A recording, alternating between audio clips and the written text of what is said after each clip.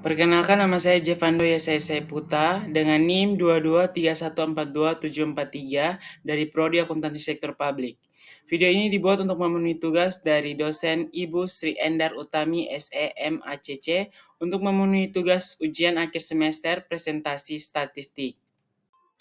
Yang pertama, uji deskriptif awal. Langkah-langkah untuk memenuhi uji deskriptif awal adalah pilih analyze, kemudian pilih deskriptif statis, kemudian pilih deskriptif, variabel, kemudian checklist pada mean, standard deviation, kemudian minimum dan maksimum, kemudian continue dan oke. Dan kemudian ini merupakan hasil dari uji deskriptif awal, yaitu hasil uji deskriptif statis. Dan ini merupakan hasil dari uji deskriptif awal.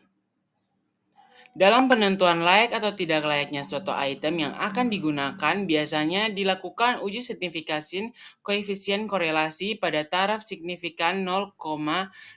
Artinya suatu item dianggap valid jika berkorelasi signifikan terhadap skor total. Nah, pada uji deskriptif awal ini menghasilkan 0,00, maka hasil koefisien korelasi adalah valid. Yang kedua adalah uji reliabilitas. Uji reliabilitas yang pertama, langkah-langkah adalah klik analyze, pilih skala, kemudian pilih reliabilitas analis, masukkan seluruh variabel SPIP ke items, pastikan semua berada pada mode alpha, kemudian klik OK. Dan ini merupakan uji dari reliabilitas. Jika nilai alpha 0,7 artinya reliabilitas mencakup signifikan reliabilitasi. Sementara jika alpha 0,80 ini mensugestikan seluruh item reliability dan seluruh tes secara konsisten memiliki reliabilitas yang kuat. Jika alpha 0,90 maka reliabilitas sempurna. Jika alpha antara 0,7 sampai 0,9 maka reliabilitas tinggi. Jika alpha 0,5 sampai 0,7 maka reliabilitas moderan.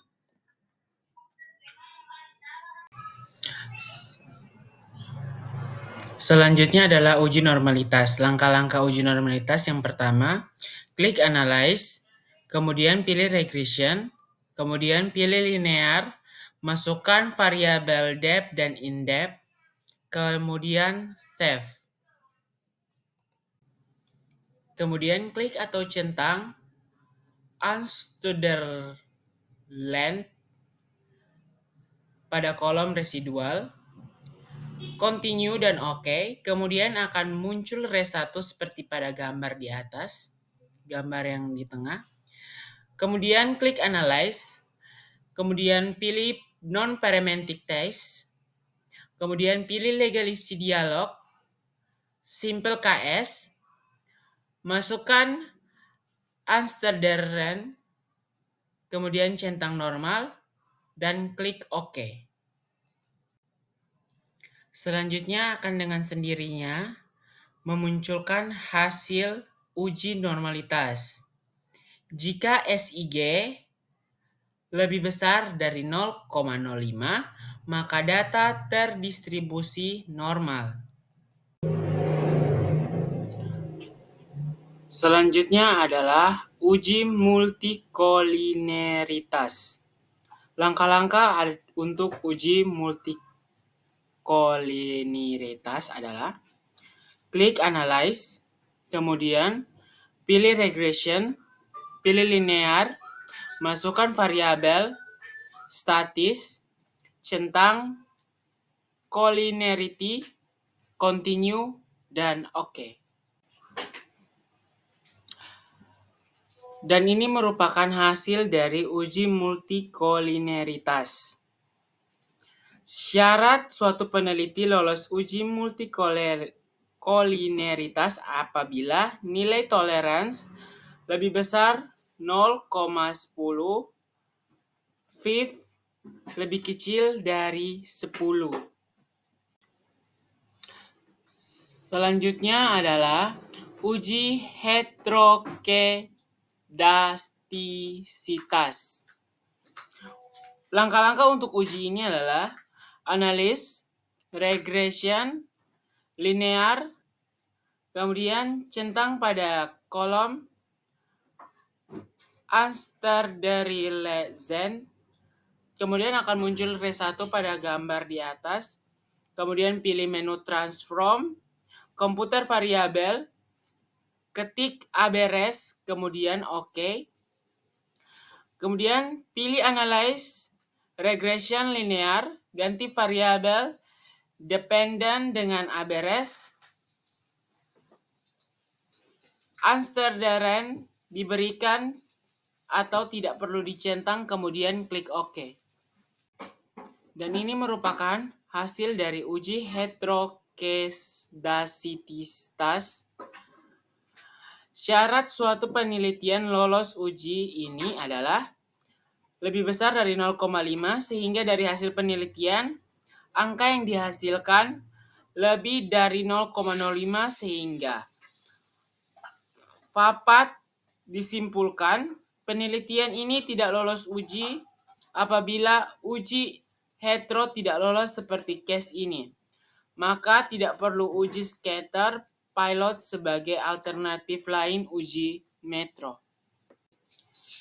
Jika tidak lolos uji heterokedastisitas, maka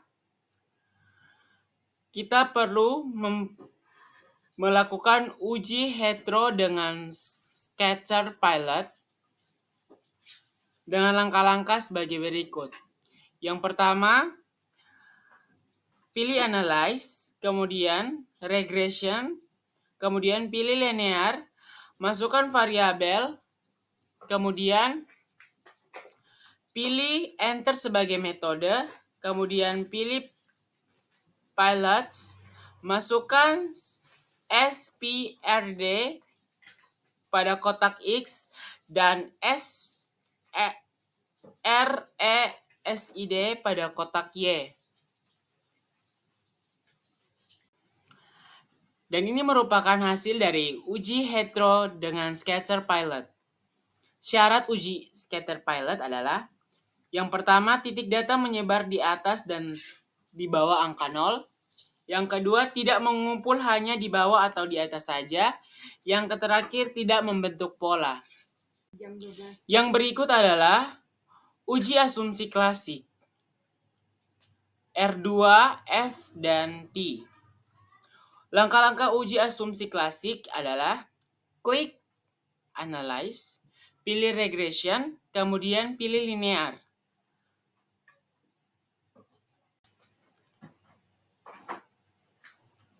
Dan ini merupakan hasil dari uji asumsi klasik R2, F, dan T.